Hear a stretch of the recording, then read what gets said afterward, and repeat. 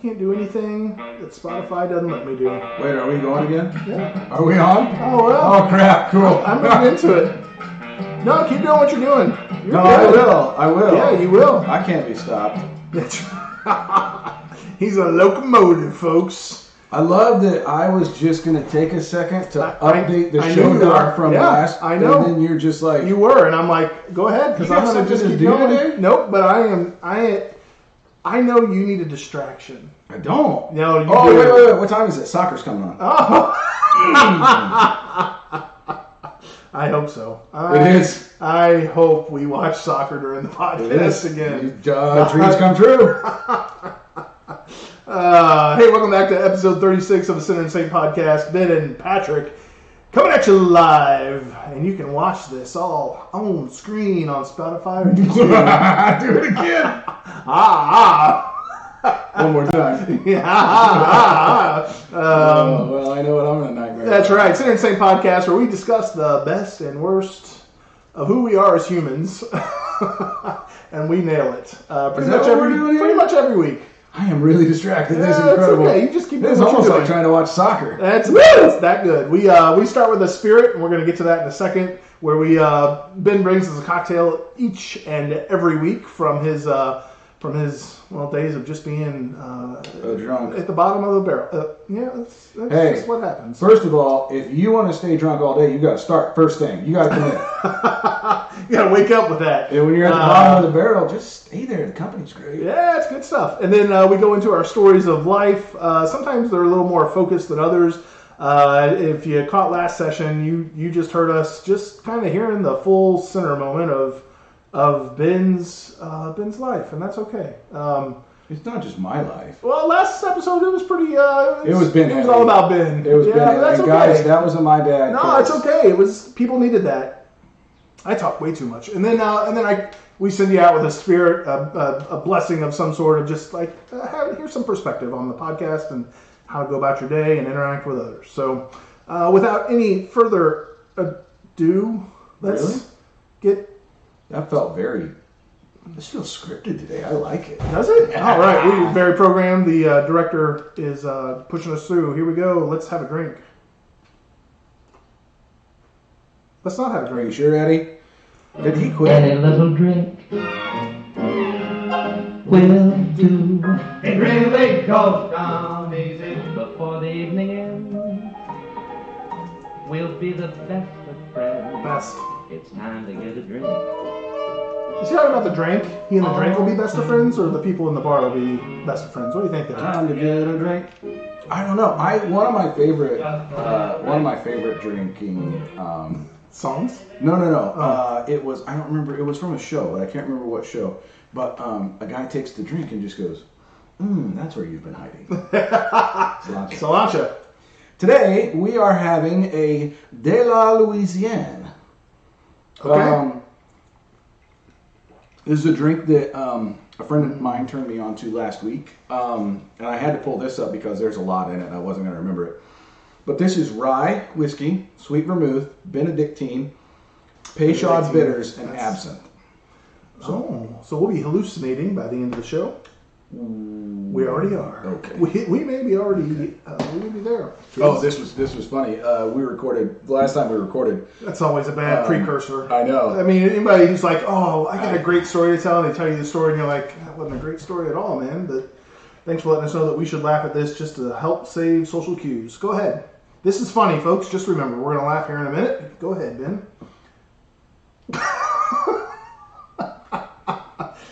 Hey, this is awkward. Told you laughed at me. Checkmate. Awkward silence. Last time, I have a friend who they enjoy some of the more recreational libations, if you will. And what you mean? so after we recorded, they were like, "How'd it go today?" And I was like, "I took 2 gummies. We got some great stuff in." And they were like, "What? You took 2 gummies?" And I was like, "Yeah, I took 2 gummies." And they were like, "There's no way you could have taken 2 gummies and gotten good recording down." I was like, "It was awesome." And they were like, Ford Fact. Are you familiar with Ford Fact? Oh, yeah. Okay. Oh, yes. So they're like, Ford Fact. And for you listeners, this was developed in Ford college. Fact number 1 that I learned, Ben doesn't lie. Yeah, well, through the Ford Fact. Yeah, well, yeah. I love teasing people.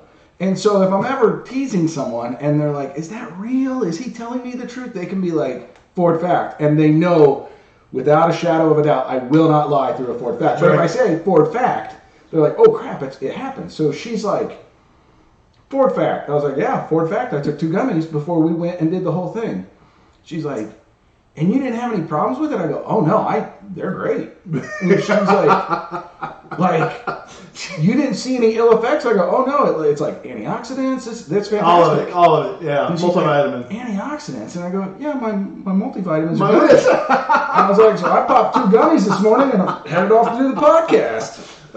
She's like, you Ford facted. I was like, I Ford facted. I took gummies. I did take 2 gummies. I'm not lying. Thank you, Airborne Gummies. Elderberry flavor. That was a couple episodes ago. That recording day was a rough day for me. I had to recover after that one. Mm-hmm. And you've yet to give me the Ford fact on what you put in those drinks, because Ford fact. I put whiskey in a glass, and you opened the beer all over your face. Which, when I watched that video, that was funny. In my mind, it was bigger. It was still bigger. It's bigger in the videos. The camera has 10 pounds. Yeah, I wonder how many cameras are on us right now. I got 5 on me, so.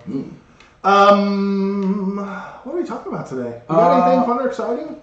Have I been doing anything fun or exciting? Yeah. The viewers need something.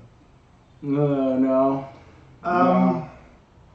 I feel like it's funny because when we were talking about our schedule, because this doesn't matter, but like today, we needed to record today because you have a lot going on. Your schedule's really hectic. And so I told my wife, because we're actually recording on a weekday. And I told my wife, hey, I'd rather record on a strong day. Yeah. And macho men. Mm-hmm. Macho men. So I told my wife, hey, I'm running up to Patrick's and we're going to record this afternoon. And she's like, oh, what do you got going on this week? And I was like, not a thing. I might mow the grass. I was like, watch some soccer. Maybe it's chilly out this weekend. Maybe make a fire. Yeah. She's like, oh, yeah, that sounds good. I was like, what about you? She's like, nothing.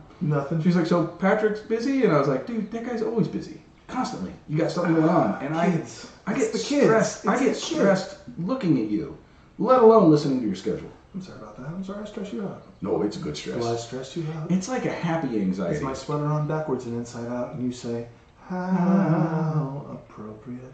No, it's like a nervous first kiss excitement. Oh. We've never kissed, by the way. My kids make my life busy. You had kids, huh? It's a trap. Some days are going to be gone, and people want to get real sentimental about that. But I'm like, no, I'm going to have my weekends back, my weeknights back. Like, I'll be okay with that. Yeah. I'm going to have my pantry back, my diet back. There's so many things I'm going to reclaim that I lost. March. You're going to get March back. Whole darn month.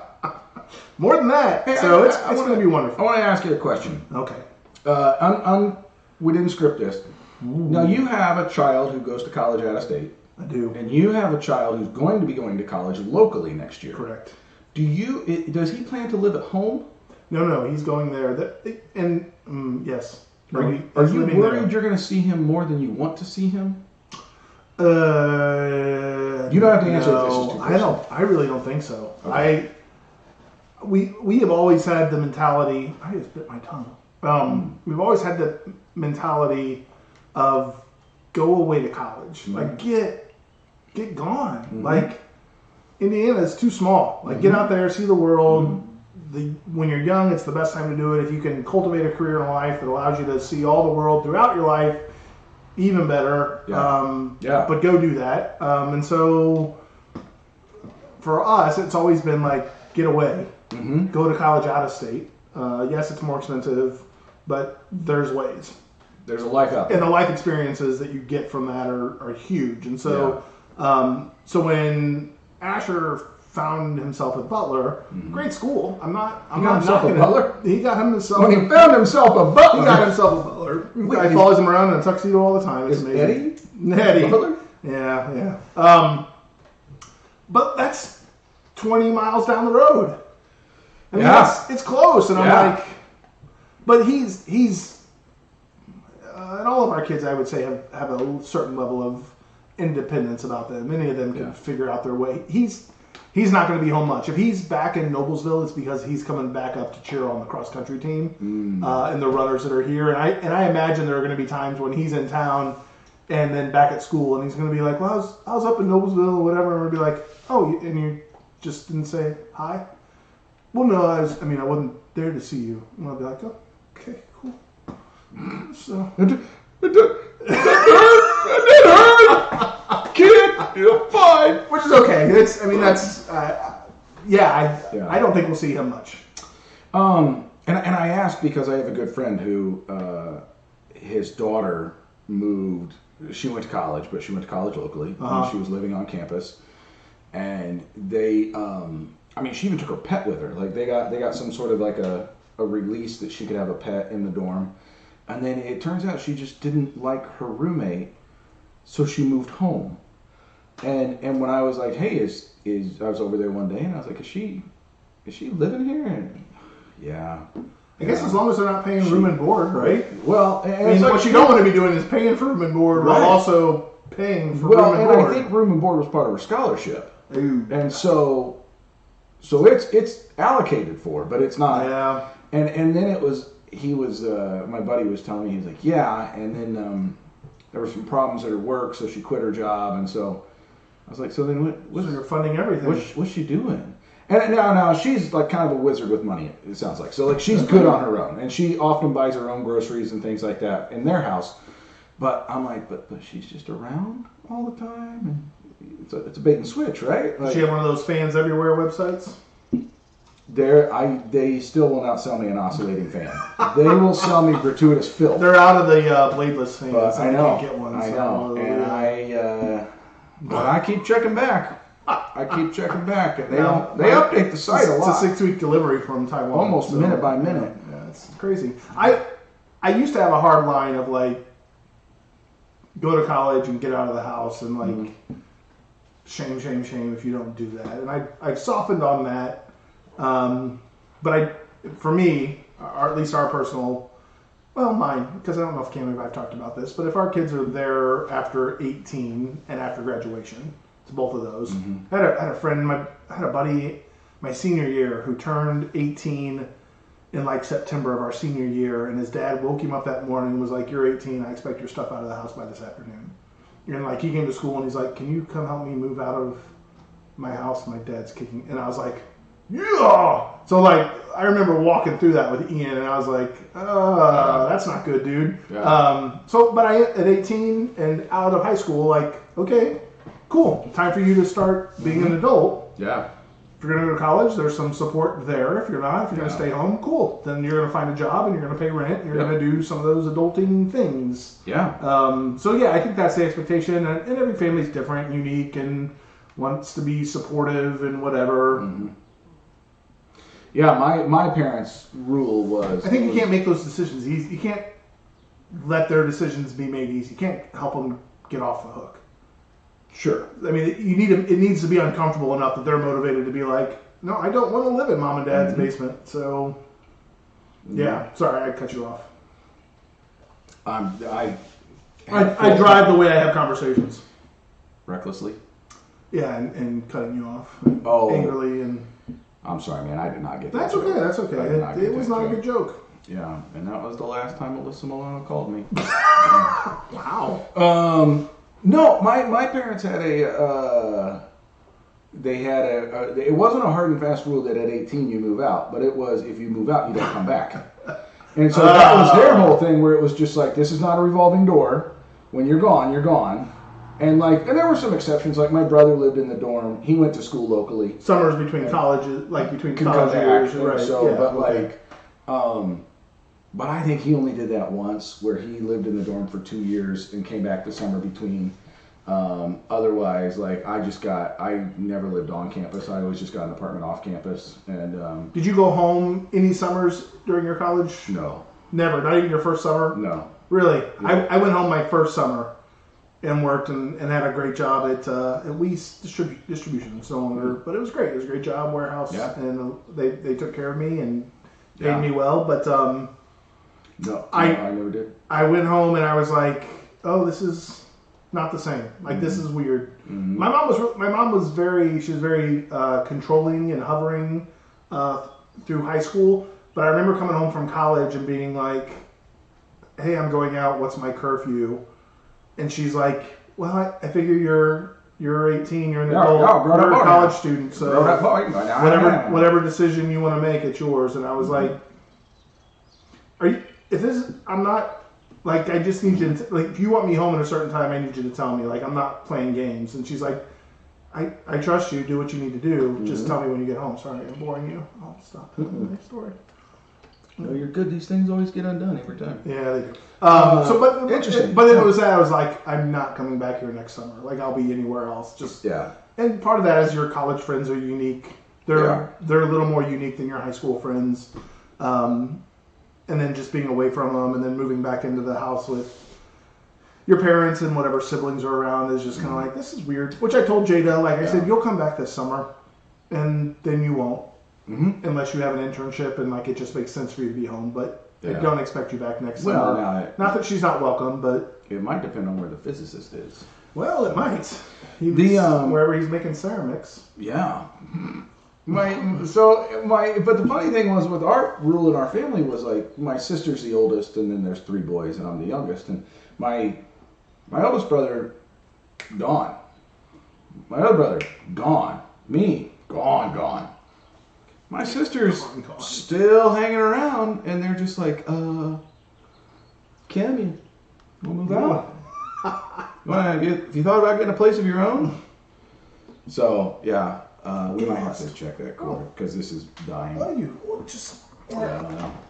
We don't have it figured out, folks. It says it's charging. Okay. We'll see. Sorry. Again, we don't know what we're doing. Yep. Well, we're learning what we're doing. My sister wanted to get away. I remember her and like she's like, I'm getting out of DeSoto. And she did. She went to North Carolina after college to teach and then got married and came back. Brought her husband back, and I'm like, you were out, and then you let yourself get sucked back in. But I think her husband was a transplant. Yeah, he's from North Carolina originally, and they are no longer married, and he is stuck around. He has a restaurant back near there, and has kept that open and functioning. And he and I still stay in contact and connect with each other. That's great. Just because you got divorced doesn't mean I divorced him. I mean, we got divorced. He's still my brother, so. Oh, I remember. Yeah, I remember when I got divorced. My ex-wife's stepdad was like, "No, I can keep you, right?" And I was like, "That's between you and your wife." And I was like, "I'm good." He's a great guy. He probably still is. He's just such a great guy, and he Do you stay in contact? No, we lost contact. But he and I stayed in touch for a long time. Where we would, I would go to we got into the habit where even when I was married, I would go to his house every Friday, and he and I would just have happy hour on Friday, just 2 of us, and it was great. But he was, and he had that. I think I've impersonated him before, but he had that. So now that you guys are getting divorced, I get to keep you though, right? Can we do some kind of a swap here where she goes to your parents and I get to keep you? Can we request that be podcast voice, Ben's podcast? Oh, I'm happy to do it. I can do this all day. All day. I saw her new guy. He looks like Tom Petty. I just make Tom Petty jokes at him all the time. So, we do talk with a group of friends of ours. We do talk about like if death or divorce is a much further option for us. But if that's good to know. Death or divorce were to happen, like would our in-laws, like what would that relationship be? And we pretty much decided it wouldn't. Like particularly, I mean, you wouldn't stay in touch with Cammy's folks or anything. No. I mean, the kids are old enough to have whatever relationship that they want to have, and I don't necessarily think that there'd be much motivation otherwise. Yeah. I mean, yeah. Why would you? Why would you? Yeah, my father-in-law, when I asked for their blessing, was quick to make sure that I knew that I called him Jim and not Dad in the relationship. So, like the boundaries boundaries were laid out real quick there of That's also such a weird thing. Like, call me dad. No. okay. No. Well, at least I know I'm really never ever in the family. Like that's And okay. It was really funny because my wife now and my mom, my wife like one day said, like in a text said like, "Thanks, Mom," or something like that, and I was like, no, because we have joked that my wife is my mom's favorite. Like, she'd be like, "No, Ben, if you guys don't work out, I'm just going to maintain my relationship with her, and you can go straight to hell." You're like, perfect. Sounds perfect. Done and done. We can just do that now. In fact, checkmate. Just start communications with the old missus. Very, very happy to do this. I think my parents would love Came to call them mom, and it's the difference of families and dumb. Whatever. It's awkward. I cannot imagine calling my father-in-law dad. Well, I don't even call my dad. That would have been perfect for you then. Jim would have been the perfect father-in-law for you. To call him dad? Yeah, no, dad, Jim. Just keep it very professional. No, well, I think the relationship I have with my father-in-law is a perfect. I mean, we hey Don, hey Ben. Did you see that article I left you about the 85? I sure did. Yeah, I did. Thanks, Don. I'm very familial, so I have people that I call mom that aren't any blood relation to me just because of the mother figure that they serve in my life. So I'm okay with that. I'm okay with that, but that's okay. You're dead inside, and that's all right. It's funny. I just realized there's only one person that I have referred to outside of my own mother, and she's actually programmed in my phone as Mama and her last name, and I've never met her. What? It's the weirdest thing.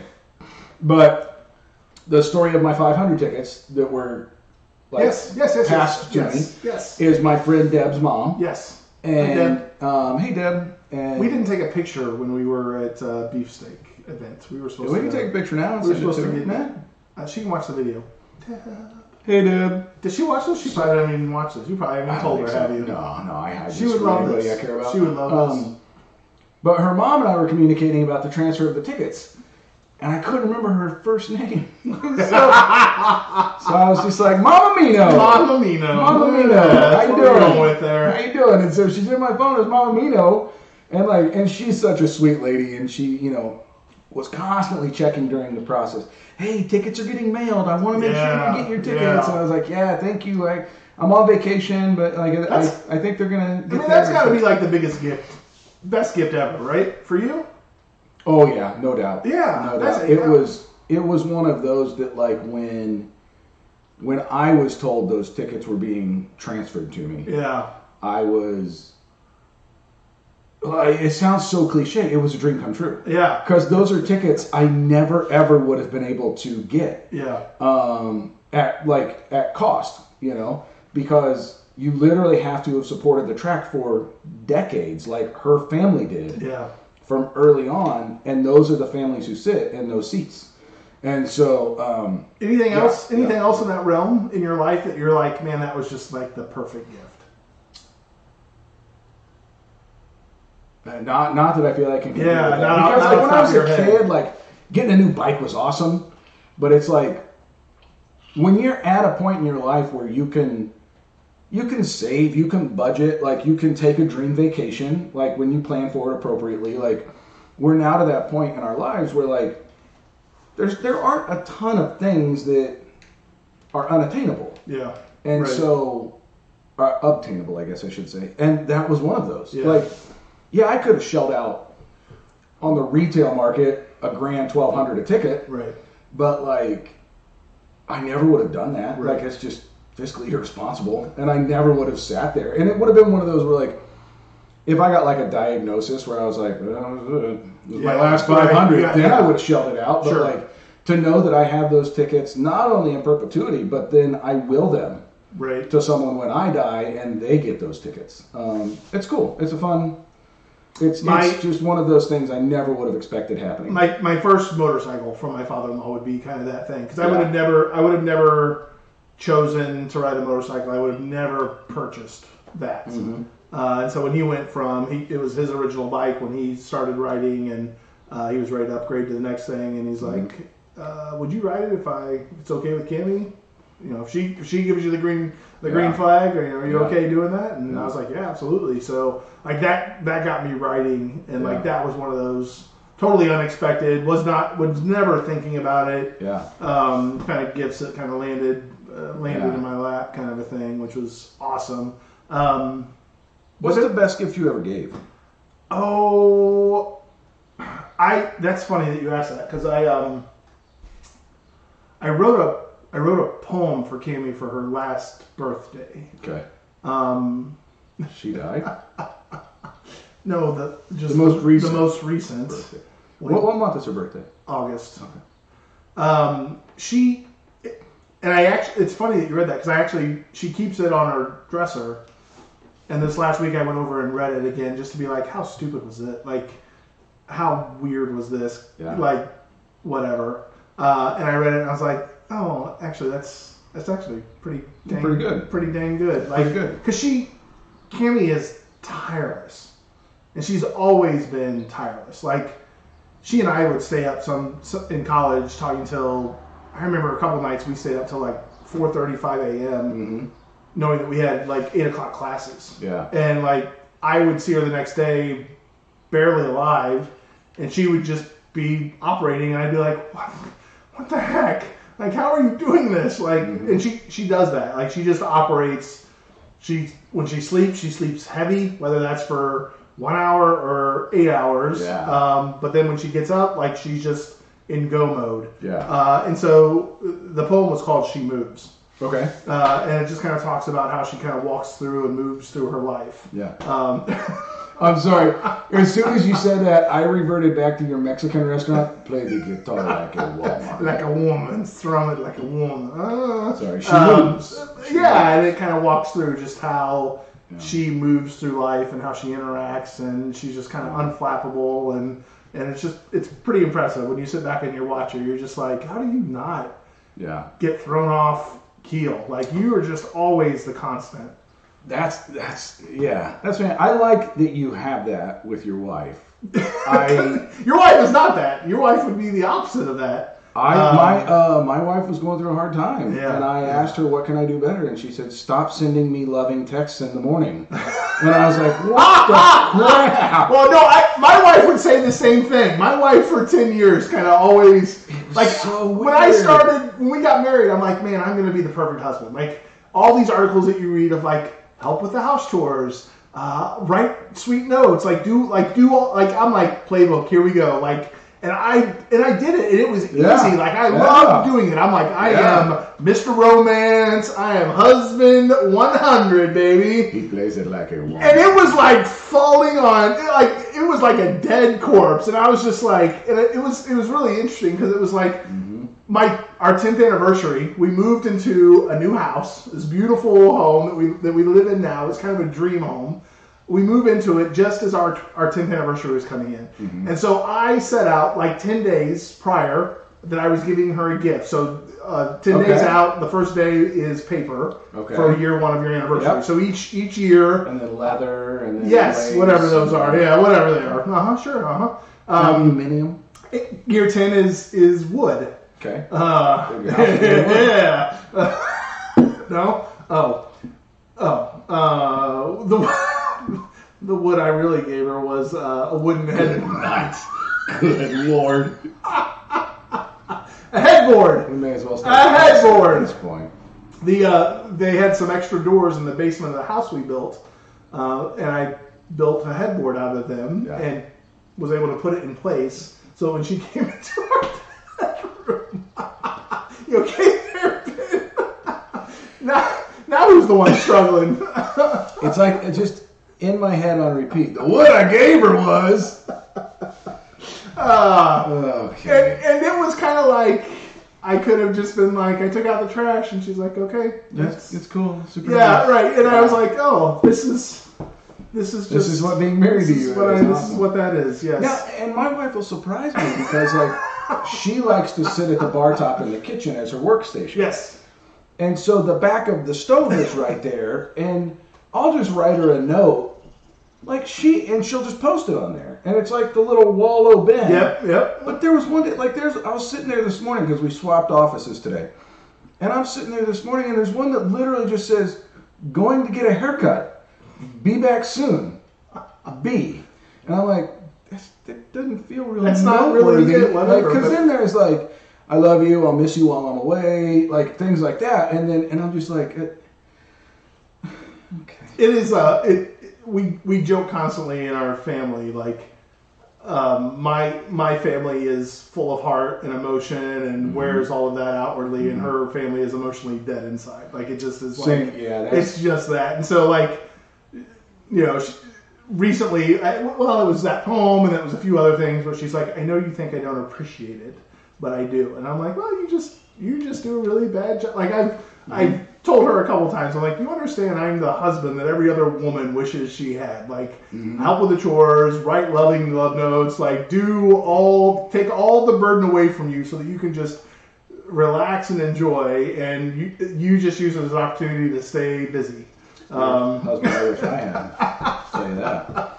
After I got down that Pinterest rabbit hole, well, that's you know. the husband I wish I had. Wow.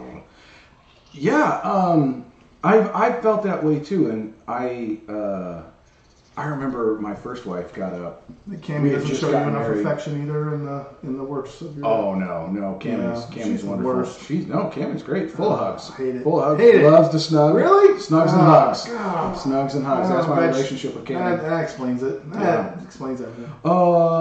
If I could talk to one listener real quick, Cammy, please don't tell Patrick about this. He doesn't know about our snugs and hugs time. Oh, I know. And quit laughing. It is that funny. My first wife, we got back from our honeymoon, and I got up to go to work, and she came downstairs, and I was just like, "You okay?" She's like, "Uh-huh." "Okay. You need anything?"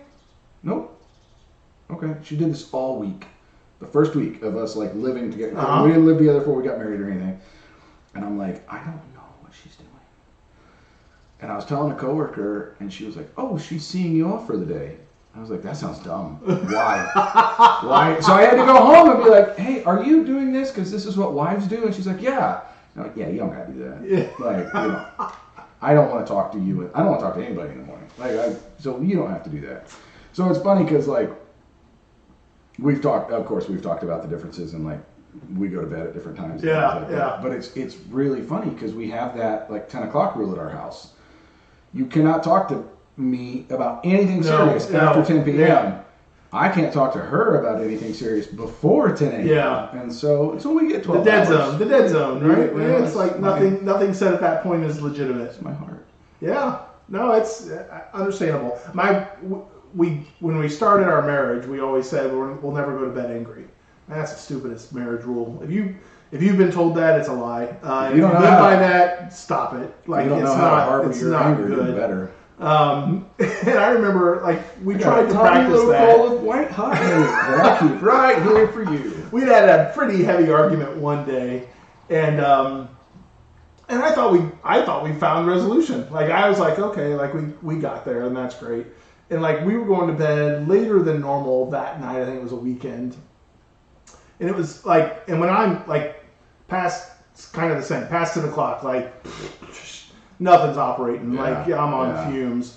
And I remember as we were calling into bed, she was like, are we going to talk about what happened earlier today? Because we haven't gotten to resolution yet. And I was like, oh, we had. Like in my head, that was check. We moved on. I said, we're not having that discussion now because it's just going to be an argument and things are going to be said that are not meant. And so sorry. She's like, we can't go to bed angry. And I said, I'm not going to bed angry. You're going to bed angry. I'm going to bed tired. So if you're angry, you can go sleep on the couch. I'll see you in the morning and we can talk about it then. Yeah. Which has always been my, like, the people are like, well, I'm so angry, you go sleep on the couch. And I've been like, I have never done that in my marriage. I've been like, I'm going to sleep in my bed. And if it bothers you so much, you're welcome to help yourself to the couch. But I'm going to sleep right here in my bed and you can do whatever you want this evening. Have a nice night. Like, yeah. And you know what? You're both going to be there in the morning. Yeah, or not. I'll see you. Well, I mean, you'll see each other in the morning. You can work it out. Yeah. You can dissect the issue. You can do that. And I have a great couch. So I've slept on it many nights, mainly just because I couldn't sleep in bed. So. Oh, I like my couch too. I am the couch picker outer in our house because I'm like, I got to make sure I can sleep in this thing because there are nights where it's too hot or I can't get comfortable or whatever, and so I have to head down to the couch and go right to sleep, man. Have no problem for whatever reason. Yeah, I sometimes I've wondered, like, can we just set up two couches that face each other in our bedroom and just kind of make that it? Is that pop? Sure. Can that be done? Well, I mean, you think about it. In the 50s even, they were still separate beds. So Yeah. My godparents slept in separate twin beds. Did they? Oh yeah. I have offered that as I'm a barrel roller at night when I sleep. So I'm like, we can get separate beds. She's like, we're not sleeping in separate beds. I'm like, I don't know. It could be kind of fun. Could be kind of racy. Well, yeah. 'Cause when I come to your bed. That's right. You get an invitation. You know what's happening. Like, what's this Andy's Mint doing on my pillow? Oh. You could like send a flag up. You have like a little flag that you put up, like green, yellow, red. Oh, that's funny. Oh, I'm reading the signal sign. I'm reading them. That's right. Oh no, I know what you're asking. What'd you think of this cocktail? This was good. It felt similar to the other couple of the other drinks early on. Okay. But I liked it. Okay. It's a good balance. That's a real nice balance. Yes. The right whiskey. Sorry, The listener. Benedictine. Where are we on time? 36. Are you done? No, we're at 3% on the battery. Oh, well, I've kept on straight shot, so there's no issue. Okay, good. The only thing it may affect is the audio if that cuts out. But so far we're good. We've got 3% left. Pulling back the curtain here a little bit, guys. We have a laptop, and then we have a third camera, and then we have my cell phone, and all the audio runs through my cell phone because that's where the little transponder plugs 1, 2, into. 3, 4, 5. We have 6 different electronics that are necessary to make this podcast work. We have a lot going on, and but part of that is that my phone is now down to 2%. So that charger doesn't work. It works, but it's because it's pulling so much from the video, it's sucking the battery faster than it can recharge. If only we had a listener out there who understood how to do technology. If anyone, you know what, I'm going to say it. If you know technology and you understand this, we will pay you to come help us. I will pay you. Ben's paying you. I'll pay you to come help us. Just quit doing the podcast. Oh, God, that's an even better idea. We have this is fun. Speaking of the podcast, we actually printed business cards. We printed stickers. Like, have you put any of them out? Mm-hmm. Have you really? Mm-hmm. I've only done a few. And I've given. Are you serious? Yeah, I need to do dude, better. we're like halfway through the box. Really? Oh yeah. Oh well, take some more. I took them on vacation. Everywhere that must be who's watching us on YouTube. Yeah. Hi, people from other lands. Left them in the airport. Good for you. I'll leave them if I go pick up food, I'll just toss them on a bar stool. Nice. And so yeah. Sinner and saint coming at you. Yeah. So no, I drop those things like farts. Yeah, look at. No. That's farts are funny. I find farts are always funny. Well, good for you. Yeah, we've been trying to put stuff out there randomly. I've not done the sticker yet, but I want to keep the stickers in my car so that if I go through a drive-thru, I can just stick it on that's the drive-thru. smart. Because I see those all the time. Do you really? And somebody's got to be boop. Uh-huh. I mean, it's kids who don't want to listen to us. Right. Because they're like, I don't like listening to my dad. Yeah, we know who our audience is, 38 to 48-year-old men. But you know who goes through drive-thru? You know who goes through drive-thrus and pre-dinners? Who? 38 to 45-year-old men. That's right, picking up dinner for the fams. Oh, no. I was talking about something different. Oh. I was talking about, they're like, hey, what are we having for dinner? We're going to do chicken and veggies. Okay, cool. And then they hit Taco Bell on the way through. Yeah, I'm going to have to pre-dinner because that one sucks. I don't have 6 tacos in my belly. That chicken and veggie dish was wonderful tonight. Really filling. Okay, we're at 1%. We got to sign off. 1%. We're done. You're getting a short one. Sorry, guys. Very, very sorry. We're about offending that. the listeners. We're offending Oh, I don't even care. family. We're offending Yeah. wives. We're offending neighbors. We're offending. I'll be honest with you. I have no idea what we talked about today. We talked about us. Just like we do every time. It's just narcissistic. Yeah. All right. Hey, I'll feel better next time. We'll do better. On the spirit sending you out is stay recharged. What? Stay recharged so that you can figure out how to go through life well. Bye, guys. Thanks for joining us at the, what is this, the Dog and Pony Show? We appreciate you guys being patient. We'll give you a longer episode next time to make up for the So long. 6 I minutes think we'll we cut give them off. some long episodes to fill that nick. So the wood I gave her was tell a friend, leave us a review, come back. We'll keep spreading the weird. Thank you, guys.